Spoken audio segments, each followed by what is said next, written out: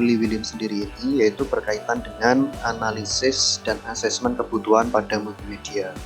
Ada beberapa asesmen dan analisis, ada sekitar 10 sampai 11 analisis, mulai dari analisis audien, analisis teknologi, situasi, kemudian ada juga analisis isu, kemudian ada analisis tujuan, analisis media, dan dua yang terakhir yaitu yang akan menjadi topik pembahasan saya, yaitu analisis biaya dan metode analisis cepat atau rapid analysis method and cost analysis. Itu yang akan dua hal yang akan kita pelajari pagi ini. Nah, apa sih analisis biaya atau cost benefit analysis itu? Yaitu secara umum hal ini ditujukan untuk menentukan apakah akan mengerjakan suatu proyek atau tidak. Jadi kita sebagai instructional designer itu kita mempunyai project, ingin memiliki sebuah project lah, untuk menentukan apakah kita yakin mau maju, mau menentukan mengerjakan suatu proyek atau tidak, ini kita lihat dulu biayanya, analisis biayanya. Apakah sesuai untuk proyek yang segitu, apakah di luar nalar, ataukah bagaimana. Nah, itu yang menjadi topik pembahasan analisis biaya atau cost benefit analysis. Kemudian yang kedua, analisis biaya itu berkaitan dengan ROI atau return on investment, yaitu ROI ini sendiri itu diukur setelah proyek dilaksanakan.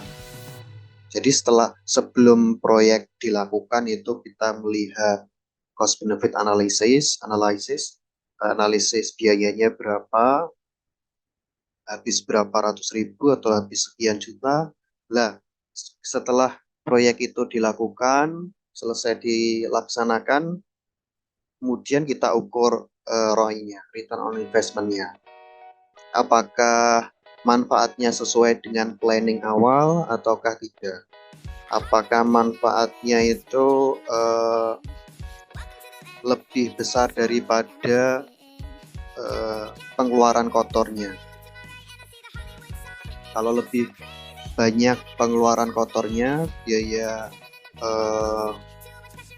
yang kotor, berarti hal itu ROI-nya tidak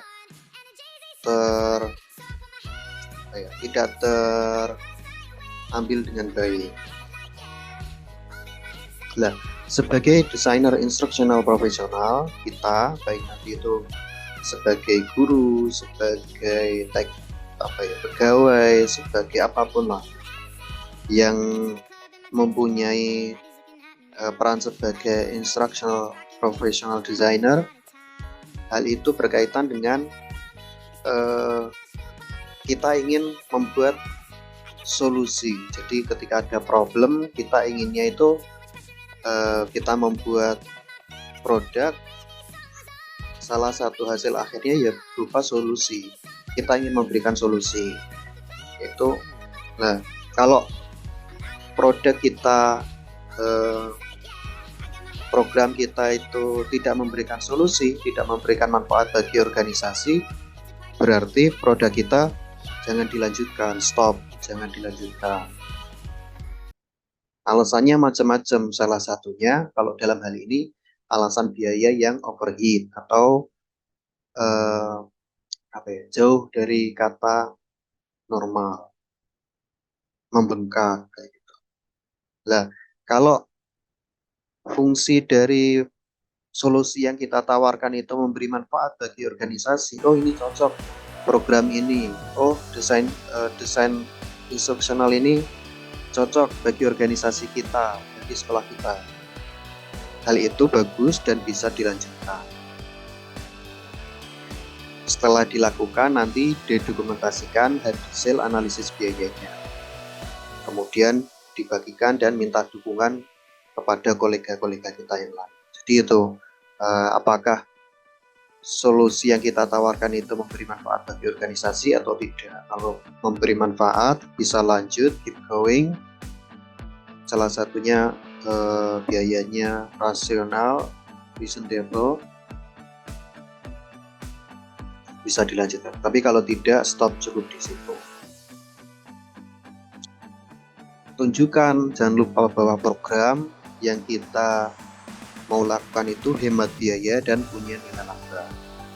Hemat biaya di sini bisa sesuai dengan kapasitas organisasi kita, sekolah kita, menyesuaikan dengan budget. Punya nilai tambah di sini berarti mempunyai impact secara langsung kepada organisasi atau lembaga kita. Dilihat sebagai penyedia solusi dan penghasil pendapatan. Bagaimana menentukan nilai tambah atau nilai tambah? Ada 3 cara. Yang pertama, melakukan analisis biaya manfaat, cost benefit analysis. Yang kedua, menentukan laba atas investasi kita atau ROI, return on investment. Yang ketiga, mendokumentasikan hasilnya. Jadi itu tadi, kalau di awal itu namanya cost benefit analysis, analisis biaya berhasil manfaat. Setelah program dilakukan, kita tentukan, kita lihat lagi ROI-nya. Nanti kita bisa menentukan apakah ROI-nya itu memiliki laba atas investasi atau tidak.